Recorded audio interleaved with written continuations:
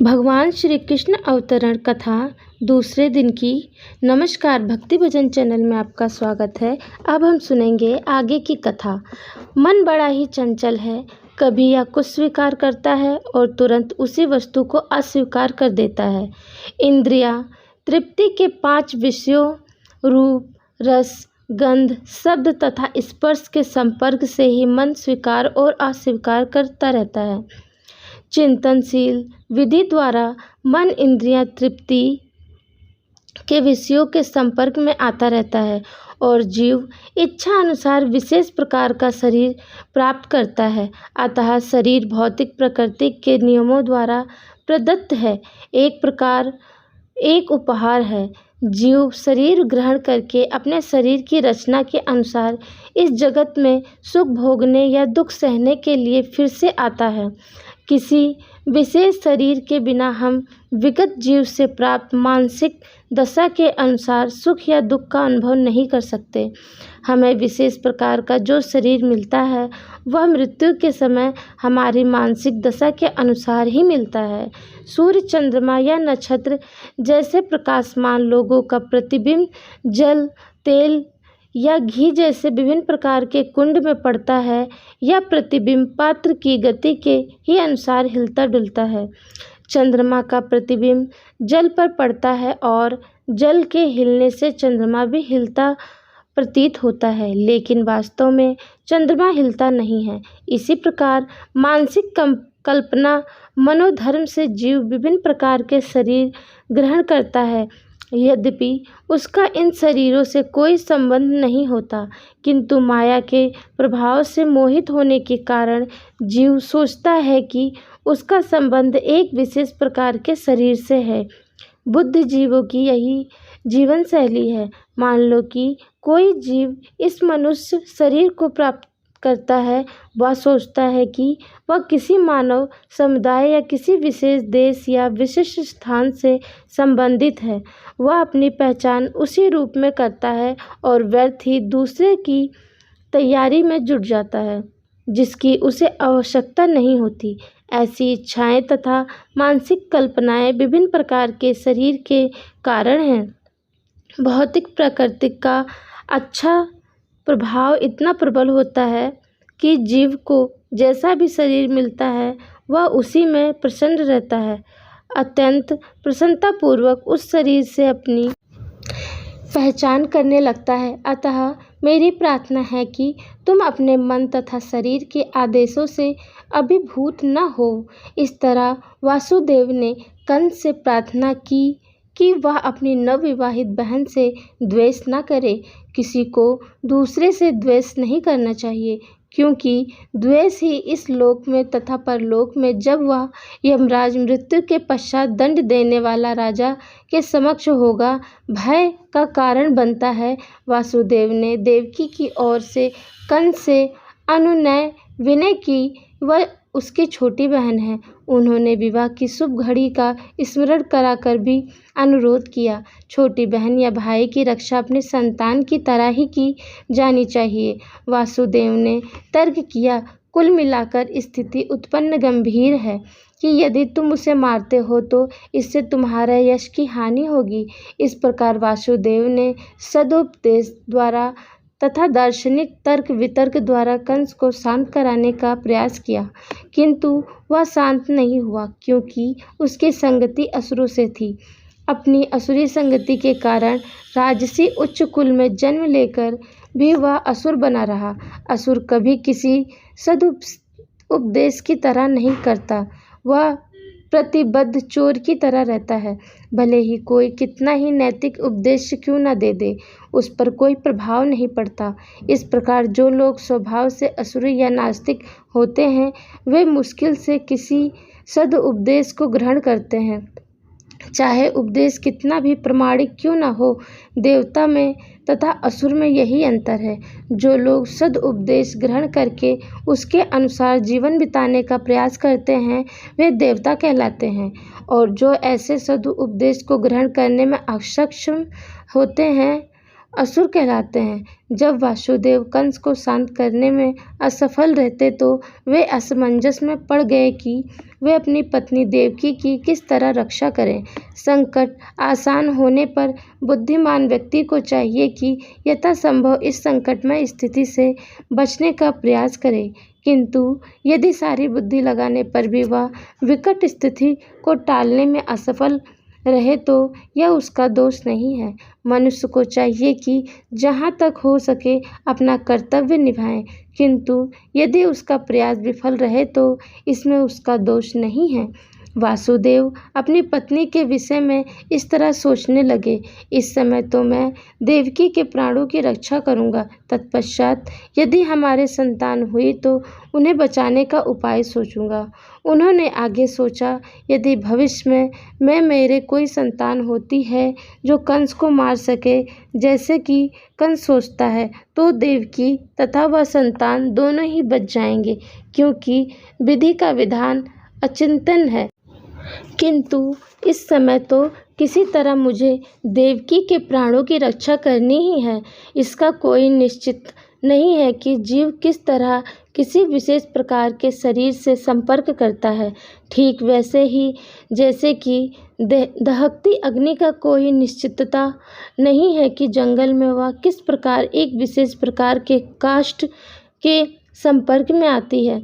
जब जंगल में अग्नि लगती है तो यह देखा जाता है कि दहकती अग्नि वायु के प्रभाव से एक वृक्ष को फलांग कर दूसरे को चपेट में ले लेती है।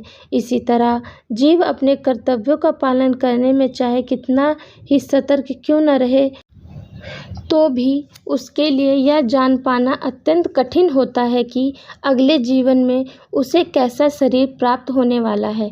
महाराज, भरत आत्म साक्षात्कार संबंधित अपना कर्तव्य अत्यंत श्रद्धापूर्वक निभा रहे थे, किंतु संयोगवश उन्हें एक मृग के प्रति अचिर स्थायी अनुराग उत्पन्न हो गया, जिससे उन्हें अगले जन्म में मृग का शरीर धारण करना पड़ा।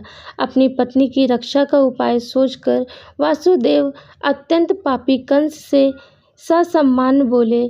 यद्यपि कंस सर्वाधिक पापी था, कभी कभी ऐसा होता है कि वासुदेव जैसे पुरुष को कंस जैसे परम पापी व्यक्ति की चटुकारिता करनी पड़ती है।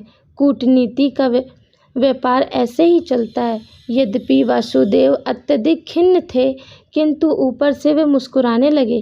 कंस अति निर्दय था, इसीलिए उन्होंने इस निर्लज्ज को इस प्रकार संबोधित किया, हे मेरे प्रिय कंस, तुम यह मान लो कि तुम्हें अपनी बहन से कोई खतरा नहीं है। तुम्हें खतरे की आशंका इसीलिए है क्योंकि तुमने आकाशवाणी सुनी है, किंतु यह खतरा तो तुम्हारी बहन के पुत्रों से आना है, जो इस समय यहाँ उपस्थित नहीं है, और कौन जानता है कि भविष्य में पुत्र हो या नहीं। इस विचार से तुम अभी सुरक्षित हो, ना ही मैं तुम्हें अपनी बहन से डरने का कोई कारण है। यदि उसके पुत्र उत्पन्न होते हैं तो मैं वचन देता हूँ कि मैं उन सबको लाकर आवश्यक कार्यवाही के लिए तुम्हारे समक्ष प्रस्तुत करता रहूँगा। कंस वासुदेव के वचनों के महत्व को जानता है और वह उनके तर्क से आश्वस्त हो जाता है। फलतः उस समय वह अपनी बहन के जघन्य वध से विरत हो गया। इस प्रकार वसुदेव प्रसन्न हुए और उन्हें कंस के निर्णय की प्रशंसा की तथा अपने घर लौट आए। तत्पश्चात देवकी के प्रति वर्ष एक संतान हुई। समय आने पर वासुदेव तथा देवकी ने 8 पुत्रों तथा 1 कन्या को जन्म दिया। जब पहला पुत्र उत्पन्न हुआ तो वासुदेव अपने वचन के अनुसार उसे कंस के पास तुरंत ले आए। कहा जाता है कि वासुदेव अपने वचन के लिए अत्यंत विख्यात थे और वे अपना यश बनाए रखना चाहते थे। यद्यपि नवजात पुत्र को कंस के हाथ में सौंपना वासुदेव के लिए अत्यंत कष्टप्रद था, किंतु इससे कंस अत्यंत प्रसन्न हुआ। वह वासुदेव के आचरण से कुछ द्रव्य हो उठा। यह अत्यंत आदर्श घटना है। वासुदेव जैसे महात्मा के लिए अपना कर्तव्य पालन करते हुए कुछ भी कष्ट नहीं होता। वासुदेव जैसा विद्वान पुरुष बिना हिचक के अपना कर्तव्य पालन करता है। इससे विपरीत कंस जैसा असुर कोई भी घृणित कर्म करने में कभी हिचकिचाता नहीं है। इसीलिए कहा गया है कि साधु पुरुष सभी प्रकार का कष्टमय जीवन सहन कर सकता है। विद्वान पुरुष अनुकूल परिस्थितियों की प्रतीक्षा किए बिना अपना कार्य कर सकता है। कंस जैसा निरशंस व्यक्ति कोई भी पाप कर सकता है और एक भक्त श्री भगवान को प्रसन्न करने के लिए सब कुछ न्यौछावर कर सकता है। वासुदेव के व्यवहार से कंस संतुष्ट हो गया। वह यह देखकर आश्चर्यचकित था कि वासुदेव ने अपने वचन का पालन कर रहे थे। अतः उन पर दयालु तथा प्रसन्न होकर इस प्रकार बोलने लगा, मेरे प्रिय वासुदेव, इस पुत्र को मुझे भेंट करने की कोई आवश्यकता नहीं है। मुझे इस पुत्र से कोई खतरा नहीं है। मैंने सुना है कि तुम्हारा तथा देवकी का 8वां पुत्र मुझे मारेगा, तो फिर मुझे क्यों व्यर्थ ही इस पुत्र को स्वीकार करना चाहिए। तुम इसे वापस ले जा सकते हो। जब वासुदेव अपने प्रथम पुत्र को लेकर लौट रहे थे तो यद्यपि वे कंस के व्यवहार से प्रसन्न थे, तद्यपि उन्हें उस पर विश्वास नहीं हो रहा था, क्योंकि वे जानते थे कि कंस किसी के वश में नहीं है। एक नास्तिक पुरुष कभी भी अपने वचन का पक्का नहीं हो सकता। जो व्यक्ति अपने इंद्रियों को वश में नहीं रख सकता, वह अपने संकल्प में किस प्रकार दृढ़ हो सकता है। महान राजनीतिज्ञ चाणक्य पंडित ने कहा है कि कभी किसी कूटनीतिक या स्त्री पर विश्वास न करना। जो लोग अनियंत्रित इंद्रियां तृप्ति में आसक्त हैं, वे कभी भी सत्यनिष्ठा नहीं हो सकते, न कभी उन पर विश्वास किया जा सकता है। उस समय कंस के पास महर्षि नारद आए। उनको जानकारी मिली कि कंस ने वासुदेव पर दया होकर पहले नवजात शिशु को लौटा दिया है। श्री नारद मुनि अत्यधिक उत्सुक थे कि जितनी जल्दी हो सके भगवान श्री कृष्ण अवतार लें। अतः उन्होंने कंस को सूचित किया कि एक और वृंदावन में नंद महाराज जैसे महापुरुष तथा ग्वाल एवं ग्वालियों की पत्नियां और दूसरी ओर वासुदेव, उनके पिता सूरसेन तथा यदुवंशी वृषण कुल में उत्पन्न उनके सारे संबंधी तथा उनके मित्र एवं शुभचिंतक सभी वास्तव में देवता हैं। श्री नारद मुनि ने कंस को आगाह किया कि वह उन सब से सावधान रहे, क्योंकि कंस तथा उसके सारे मित्र एवं सलाह देने वाले सभी असुर थे। असुरगण सदैव देवताओं से भयभीत रहते हैं।